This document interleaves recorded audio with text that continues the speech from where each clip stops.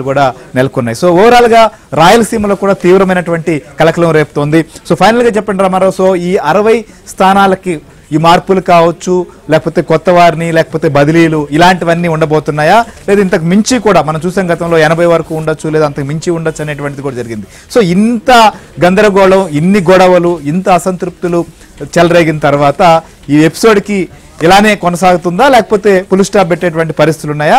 Third list వస్తే ఎలాంటి పరిస్థితులు ఉండబోతున్నాయి? శ్రీహరి, ఇప్పటి వరకు కూడా మొత్తం 38 మందిని మార్చారు. మొదటి జాబితాలో 11, రెండో జాబితాలో 27 మంది, మొత్తం 38 మంది మార్చారు. ఈ 38 మందిలో కూడా ఎస్సీ, ఎస్టీ, బీసీలకు సంబంధించిన సీట్లు ఎక్కువగా ఉన్నాయనేది ఆయా వర్గాల ఆరోపణ. అయితే ఇందులో కూడా కోస్తాలోను, అదేవిధంగా రాయలసీమలో కూడా ఎక్కువగా మార్పులు చేర్పులు జరిగాయి. ఈరోజు తూర్పు, పశ్చిమ గోదావరి జిల్లాలతో పాటు ఉత్తరాంధ్రలో ఉన్న శ్రీకాకుళం, విజయనగరం, విశాఖపట్నం జిల్లాల్లో కూడా కొన్ని మార్పులు చేర్పులు జరుగుతాయనేది విస్తృతంగా ప్రచారం జరుగుతుంది. రాబోయే జాబితాలో మొత్తం 22 మంది ఉంటారు అని చెప్తున్నారు.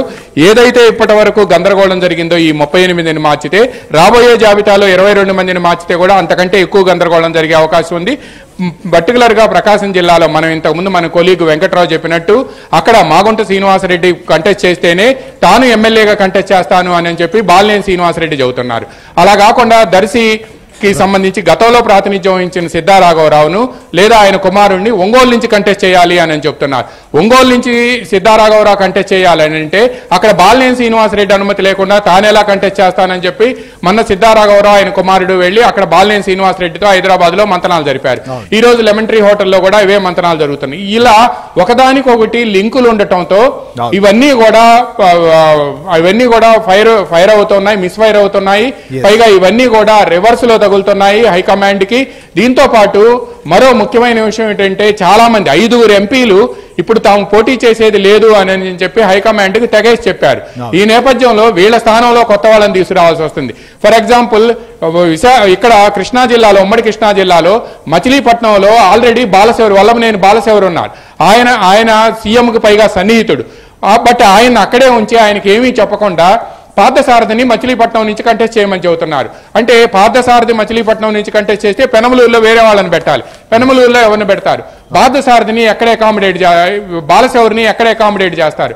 ఇటువంటి ఈక్వేషన్స్, ఇటువంటి గందరగోళాలు, ఈ కన్ఫ్యూజన్స్ మొత్తం కూడా వైఎస్ఆర్ కాంగ్రెస్ పార్టీలో నెలకొని ఉన్నాయి. ఈ నేపథ్యంలోనే పైగా చాలా మంది ఎంపీలపై సీఎం జగన్ సీరియస్ గా ఉన్నారు. ఎందుకంటే తెలంగాణ సీఎం గా పదవి బాధ్యతలు స్వీకరించిన తర్వాత రేవంత్ రెడ్డి అక్కడికి వెళ్లి ఢిల్లీలో డిన్నర్ ఇస్తే ఆ డిన్నర్ కి చాలా మంది ఎంపీలు వెళ్లారని చెప్పి సీరియస్ గా ఉండటంతో పాటు వాళ్ళని ముఖం మీదనే తిట్టేయటం, వెళ్లి రేవంత్ రెడ్డిని అడిగి టికెట్ తెచ్చుకోమని చెబుతున్నారు. ఇటువంటి పరిస్థితుల నేపథ్యంలో అటు ఎమ్మెల్యేలు, ఇటు ఎంపీలు వీళ్ళందరి కోసం కూడా జరుగుతున్న చేంజెస్, మార్పులు చేర్పులు, అలకపానుపులు ఎక్కటం, తర్వాత తాడేపల్లి ప్యాలెస్ దగ్గర శాపనార్థాలు పెట్టడం వంటి అంశాలు ఈ రోజు 22 మంది జాబితా వచ్చాక మరింత ఫ్లేరప్ అయ్యే అవకాశం ఉందని చెప్పి ఆ పార్టీ నేతలే ఆందోళన చెందుతున్నారు. Srihari, right. Thank you Ramarao, thank you Venkatrao, thank you Suresh. So ఇది ఆంధ్రప్రదేశ్ లో అధికార పార్టీలో నెలకొన్నటువంటి